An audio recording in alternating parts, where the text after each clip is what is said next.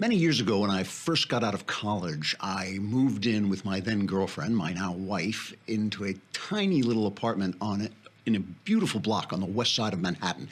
We lived in a brownstone, narrow street. You were looking right into the windows of the brownstone across the street. And after we had lived there a while, a young couple moved into the building right across from us. And they had the kind of strange habit of making love right next to the window with the sash open, with the curtains open.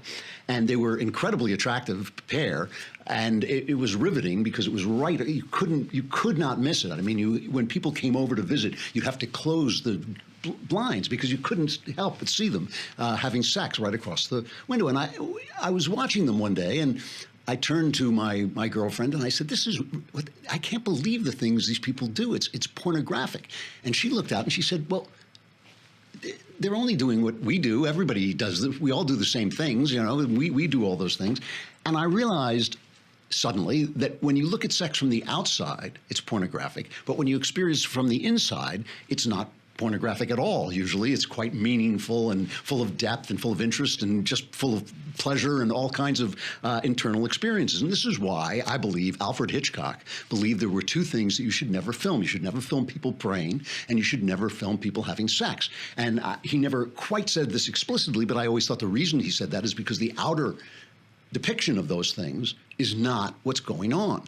Hollywood has used sex to represent love or represent commitment and represent all the kinds of things that it does in a story, but that has accustomed us to the idea that sex itself is just the actions themselves are meaningful when, of course, they're not. It's what happens internally, which is true of all the important things of life. It's really what happens inside you that is giving it meaning and purpose. And that's what makes it so hard to judge other people's sex lives. It's easy to make fun of people when they do something that's strange, like dress up in funny costumes or, do some strange, thing that doesn't turn you on. It's easy to judge them, but you do not know what's going on. And that is why it is always a very good argument to tell people not to judge others in their personal lives. None of us really wants to look through the window into somebody else's personal life.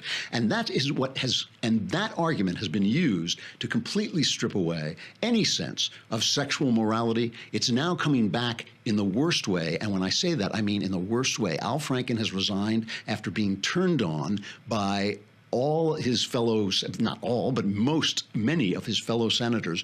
And the question now is what we're watching a political moment or a moral moment or something in between or both? Trigger warning, I'm Andrew Klavan, and this is The Andrew Klavan Show.